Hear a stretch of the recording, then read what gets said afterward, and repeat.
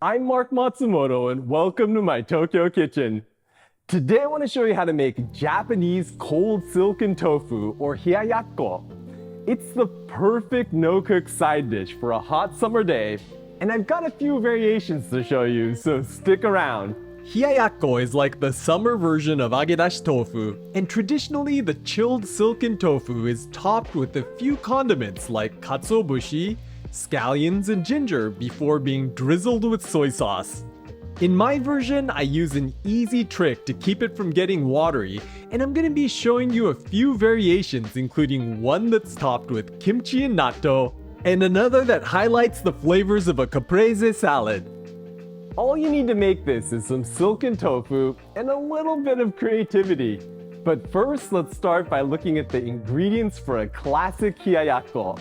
For the tofu, you want to use kinugoshi tofu, which literally means silken tofu, but it's also sometimes labeled as soft tofu.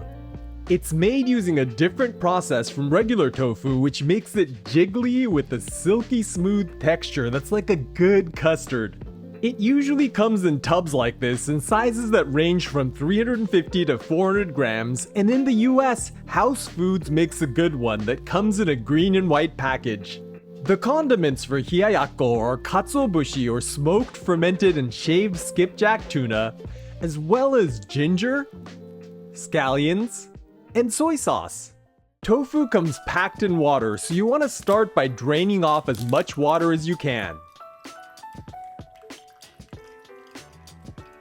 Then I'm gonna carefully invert it onto my hand and flip it back over so the smooth side is facing up. Now I'm gonna lay this on a plate with a few layers of paper towel to absorb any excess water. Use a knife to cut this into 4 blocks. And here's my trick. I'm gonna lightly salt the tofu with about an 1/8 teaspoon of salt. This helps draw out excess water from the tofu while lightly seasoning it. Cover this up and refrigerate it for at least 10 minutes. As you can see, osmosis and capillary action have done their thing, and the paper towels have soaked up a bunch of water.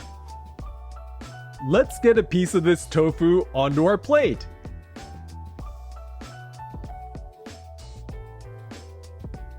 Then I'm gonna top this off with a generous pinch of katsuobushi, which is gonna impart loads of smoky umami to the tofu. Now I'm gonna chop up some scallions. These are super thin banno negi, but you can mince up regular scallions to get them smaller, or just use some chives. Let's sprinkle some of these onto our tofu. And then I'm gonna grate up some fresh ginger. This'll add a refreshing zing to our cold tofu while obscuring the flavor of the soybeans. I'm gonna gather this up and place it in a mound in the center of the tofu. For the soy sauce, I recommend pouring it over when you're ready to eat it, so let's move on.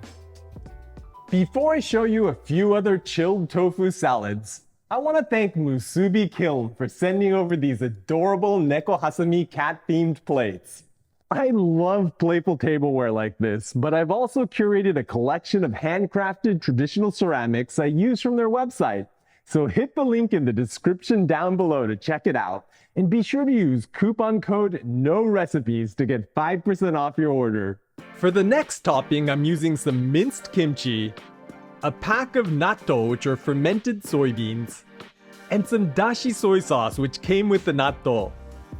When you open up a pack of natto, it usually includes a sauce packet, which I'm gonna set aside, and then there's a plastic film that you need to remove. This can get messy, so I like to use chopsticks to twirl the film up, which gathers it up without making a stringy mess. Then I'm gonna dump the natto into a bowl, along with the kimchi. Kimchi varies in salinity, so how much seasoning you need to add will depend on how salty yours is, but I usually use about half the packet. Now we just need to mix this together. I know the slimy texture and pungent aroma of natto isn't everyone's cup of tea, But the kimchi helps obscure some of the smell, and Japanese people love the slick texture of foods like natto and okra in summer.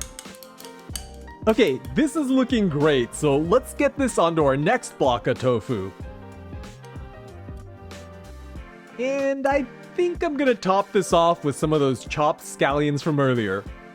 For our last chilled tofu, I've got some ripe chopped tomatoes, a chiffonade of basil, some good sea salt, and extra virgin olive oil.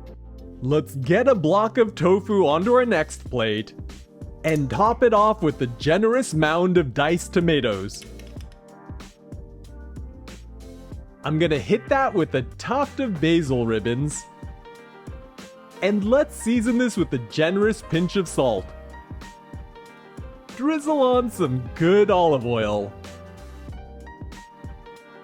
And our trio of cold silken tofu are ready to eat. Don't forget to give the traditional hiyayakko a drizzle of soy sauce before you tuck in. My trio of hiyayakkos look like an explosion of color, so let's try them out. Itadakimasu. All right, I'm gonna go with the traditional one here first with the katsuobushi and the scallions and get a little bit of ginger with the soy sauce. Oh man. First of all, that tofu is super custardy and creamy, and because we've salted it, it's flavored all the way through without watering down that soy sauce on top. It's like a nice cool custard that air conditions your body from the inside out. All right, let's try another one. I'm gonna go with the Caprese salad style hiyayakko. Oh. Yeah, now that's something totally different. The tofu is silky smooth and creamy, and it makes for the perfect counterpoint to that tangy sweet tomato on top. And that basil adds just the right amount of freshness to it. All right, last one, we've got the natto and kimchi.